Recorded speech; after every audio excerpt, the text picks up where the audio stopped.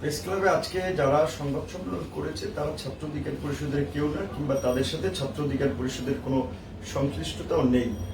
মিডিয়ার মাধ্যমে যাদের ছবি আমরা দেখেছি যে সংবাদ সম্মেলনে উপস্থিত ছিল, সেখানে মোহাম্মদুল্লাহ মধু নামে যিনি ঐক্যবদ্ধ ছাত্র সমাজ নামে একটি সংগঠনের সাধারণ সম্পাদক, মুজাম্মেল মেয়াদি যিনি ৩৫ আন্দোলনের একজন সমন্বয়ক বা একাংশের নেতা, তারপরে ডাকসু নির্বাচনে আপনার সাধারণ জিএস পদে নির্বাচন করেছে জালাল আহমেদ, যিনি আমাদের সংগঠনের কোনো নেতা না, এবং ইসমাইল সম্রাট, তিনি আপনার এই যে ঐক্যবদ্ধ ছাত্র সমাজের নেতা।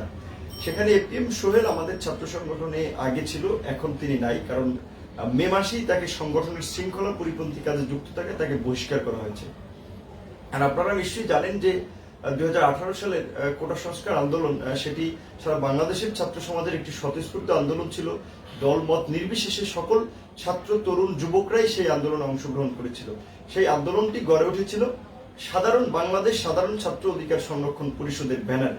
কিন্তু আমরা যখন সেই আন্দোলনের নেতৃবৃন্দ বিভিন্ন হামলা মামলা নির্যাতনের পরেও যখন আমরা সেই আন্দোলনে ছাত্র সমাজের জন্য সফলতা নিয়ে আসি, তারপর থেকে আমরা যখন একটি রাজনৈতিক সংগঠন করার উদ্যোগ নিয়েছি, তখন কিন্তু সেই সার্বজনীন প্ল্যাটফর্মটি আমরা ব্যবহার করিনি, বরঞ্চ সেটির নাম একটু আমরা সংশোধন করেছি যে বাংলাদেশ ছাত্র অধিকার পরিষদ।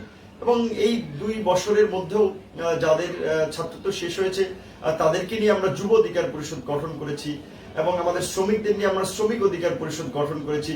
এবং এই মাসের শীঘ্রই আমরা যে রাজনৈতিক দল গঠনের ঘোষণা দিয়েছি তার প্রক্রিয়ার অংশ হিসেবে আমাদের বিভিন্ন শ্রেণী পেশার নাগরিকদেরকে কানেক্ট করার জন্য একটা নাগরিক প্ল্যাটফর্ম যে বাংলাদেশ গণ অধিকার পরিষদ গঠিত হতে যাচ্ছে। সুতরাং আমরা তো সেই ক্ষেত্রে মোটেও আসলে পিছিয়ে নেই, আমাদের কার্যক্রমগুলো তো ধারাবাহিকভাবে চলছে। এখন আমাদের আগের সংগঠনের নাম ব্যবহার করে যারা সংগঠনের সাথে সংশ্লিষ্ট নয় তারা যদি দাবি করে যে তারা ছাত্র অধিকার পরিষদের এক অংশ, সেটা তো আসলে খুব দুঃখজনক। তবে প্রত্যেকেরই সংগঠন করার অধিকার রয়েছে, রাজনীতি করার অধিকার রয়েছে। সেই ক্ষেত্রে প্রত্যেকের জন্য আমরা স্বাগত জানাই, যে যেই সংগঠন করবে, দল করবে, সেটা তার ব্যক্তিগত বিষয়, কিন্তু ছাত্র অধিকার পরিষদের সাথে তাদের কোনো সংশ্লিষ্টতা নেই। এবং সেখানে আরো কয়েকজনের নাম যে পরিচয় উল্লেখ করেছি সেটি অনেকাংশে ভুয়া। যেমন আমিনুরের পরিচয় উল্লেখ করেছে যে খুলনার আহ্বায়ক। আমাদের বর্তমানে খুলনায় জেলা এবং মহানগর 2টি কমিটি রয়েছে, সভাপতি সাধারণ সম্পাদক করে। ইসমাইল সম্রাটের কথা উল্লেখ করা হয়েছে যে তিনি ঢাকা কলেজের আহ্বায়ক, অথচ ঢাকা কলেজে কিন্তু আমাদের সভাপতি সেক্রেটারি করে করা কমিটি। কাজে এই যে একটা পরিচয়ের বিভ্রান্তি, তারা জনমনে একটা বিভ্রান্তি তৈরি করার জন্য এগুলো করেছে। সে কারণে আমরা এগুলো খুব আমলে নিচ্ছি না, কারণ আমরা রাজনৈতিক দল ঘোষণা দেওয়ার অনেক আগে থেকে, যখন থেকে আমরা সেই ছাত্র সমাজের যৌক্তিক ন্যায়সঙ্গত দাবি নিয়ে আন্দোলন সংগ্রাম করছি, তখনই আমাদেরকে নানা ধরনের রাজনৈতিক ট্যাগ দেওয়ার চেষ্টা করা হয়েছে, আমাদের বিরুদ্ধে অপপ্রচার চালানো হয়েছে।